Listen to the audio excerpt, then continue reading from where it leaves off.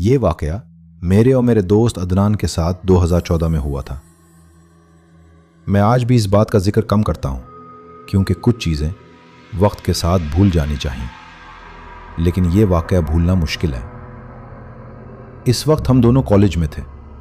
हमारी आदत थी रात को बाइक लेकर निकल जाना, कभी लंबी ड्राइव, कभी खाली सड़कें, कभी पुरानी जगहें एक्सप्लोर करना। हमें लगता था कि जिन जगहों से लोग डरते हैं असल में उनके पीछे सिर्फ अफवाहें होती हैं। एक रात हम शहर से दूर निकल गए। बारिश कुछ देर पहले रुकी थी, सड़क गीली थी और ठंडी हवा चल रही थी। चलते चलते हम एक पुराने इलाके में पहुंच गए जहां आधे से ज़्यादा घर खाली पड़े थे। तब मेरी नज़र एक घर पर पड़ी। 2 मंजिला पुराना घर, टूटी खिड़कियां, जंग लगा गेट, और अजीब बात यह थी कि पूरी गली अंधेरी थी, लेकिन उस घर की ऊपर वाली खिड़की में हल्की सी रोशनी जल रही थी। रात के तकरीबन 1 बज रहे थे। मैंने सोचा शायद कोई रहता होगा, लेकिन अदनान ने बताया कि उसने उस घर के बारे में सुना है। लोग कहते थे कि सालों से वहां कोई नहीं रहता। सच बोलूं तो उस वक्त मुझे हंसी आई। हम दोनों गेट खोलकर अंदर चले गए। गेट खुलते ही अजीब सी आवाज आई। ऐसा लगा जैसे बहुत सालों बाद किसी ने उसे हिलाया हो।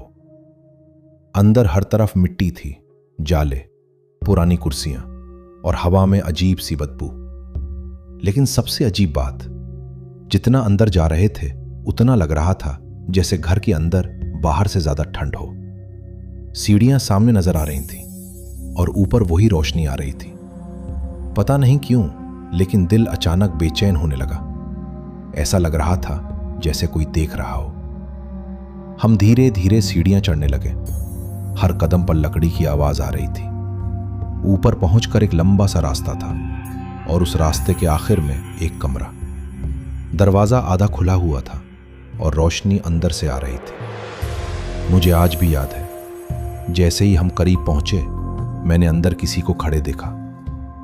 एक औरत थी, सफेद कपड़ों में। उसके बाल चेहरे पर थे।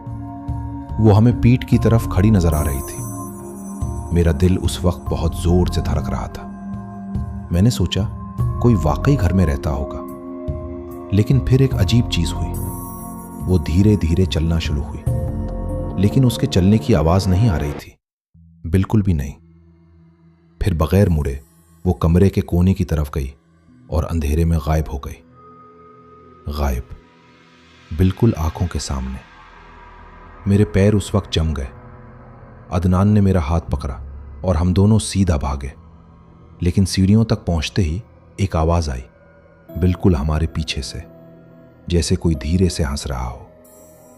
मैं आज भी उस हंसी को भूल नहीं सका। हम भागते हुए नीचे आए, गेट के पास पहुंचे, लेकिन गेट खुल नहीं रहा था। जिस गेट को हमने खुद खोला था वो अब हिल भी नहीं रहा था। उस वक्त पहली बार मुझे लगा कि शायद हमने बहुत बड़ी गलती कर दी।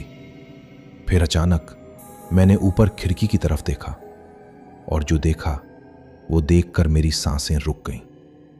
ऊपर खिड़की में वो औरत खड़ी थी, लेकिन उस बार उसके बाल साइड पर थे और उसका चेहरा, अल्लाह की कसम, उसका चेहरा था ही नहीं, बस अंधेरा। और फिर उसने हाथ उठाया जैसे हमें ऊपर बुलाना चाहती हो। उसके बाद मुझे कुछ याद नहीं। सुबह मेरी आंख सड़क के किनारे खुली। अदनान मेरे पास बैठा था। हम दोनों खामोश थे। हमने उस दिन के बाद कभी उस जगह का नाम तक नहीं लिया। लेकिन एक बात आज भी मुझे सोने नहीं देती।